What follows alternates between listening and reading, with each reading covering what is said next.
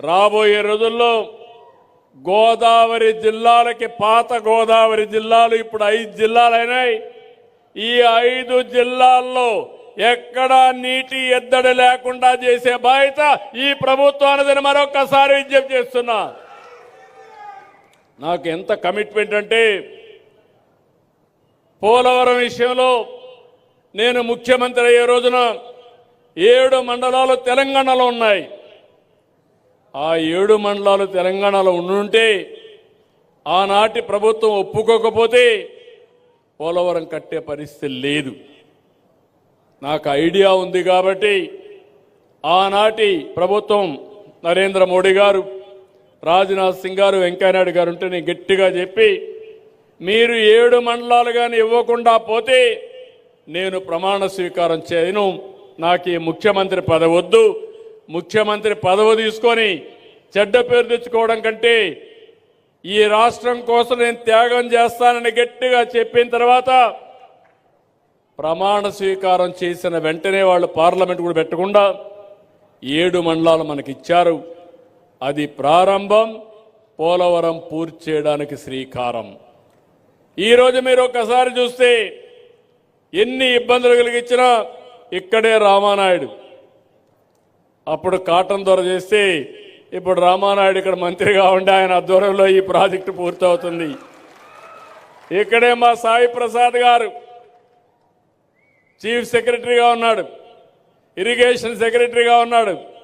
నేను అదే చెప్పాను, మీరు చేసే పని పోలవరం ఒకటే కాదు, విశాఖపట్నానికి కృష్ణా నదికి ఎన్ని నీళ్లు కావాలంటే అన్ని నీళ్లు ఇవ్వడానికి అవకాశం వస్తుంది.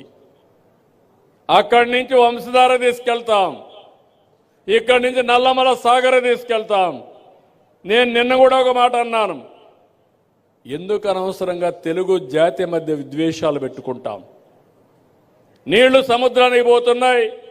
ఇప్పుడు పెద్ద వీరుడు బయలుదేరాడు, రాయలసీమ లిఫ్ట్ ఇరిగేషన్ అంట. నీళ్లు కావాలన్నా గొడవలు కావాలంటే మాకు నీళ్ళొద్దు, గొడవలే పెట్టుకుంటామనే రకం వీళ్ళంతా.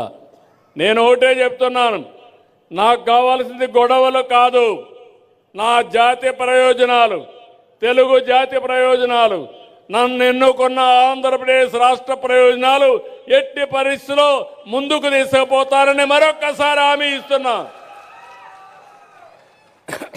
అందుకని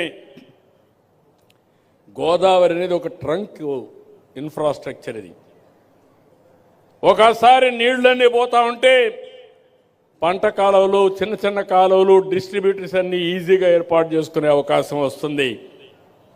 ఈ ప్రాజెక్టు పూర్తయినాక నదులు అనుసంధానం చేసుకుంటే ఆంధ్రప్రదేశ్ రాష్ట్రాన్ని మించిన రాష్ట్రం ఏది ఉండదు.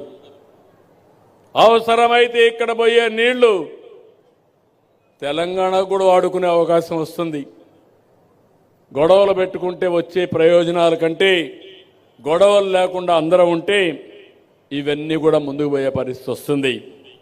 మీరు ఒకసారి గుర్తుపెట్టుకోవాలి, నేను ముందు చెప్పాను, నరకాసురుడు గుర్తుపెట్టుకోవడానికి ఈరోజు దీపావళి జరుపుకుంటున్నాం. నేను ఆ రోజు పోలవరం పని ప్రారంభించినప్పుడు పట్టిసీమ ప్రాజెక్టు తెచ్చాను, మీకు జ్ఞాపకం ఉందా? పట్టిసీమ అప్పుడు వచ్చి ఇక్కడ అందరినీ ఎగ్గొట్టాడు. పట్టిసీమ వస్తే గోదావరి జిల్లాలు ఎడారైపోతాయన్నాడు. నేను ఆ రోజు ఇంకో మాట అన్నాడు, నువ్వు పట్టిసీమ కడతావు, నీళ్లు ఎక్కడ పెడతావు అన్నాడు. నీళ్లు ఎక్కడ పెడతానో తెలియకపోతే నేనేం చెప్తాను నీకు? పట్టిసీమ నీళ్లు కృష్ణా జిల్లాకు డెల్టాకి వెళ్తాయి. కృష్ణా జిల్లాలో వాడే నీళ్లు శ్రీశైలంలో పొదుపు చేసి రాయలసీమకి ఇస్తాం. రాయలసీమ కరువు సీమ, రాళ్లసీమను రత్నాల సీమ చేసే బాధ్యత నాదని ఆ రోజే చెప్పాను. 100 టీఎంసీ నీళ్లు తీసుకుపోయి కృష్ణా డెల్టాకి నీళ్ళిచ్చా. అక్కడ వాడే 100 టీఎంసీ నీళ్లు శ్రీశైలంలో పొదుపు చేసి అంద్రి నేవా, తెలుగు గంగా, అదే సమయంలో ఎస్ఆర్బీసీ నగిరి గాలేరు కెనాల్ ద్వారా నీళ్లు తీసుకెళ్ళా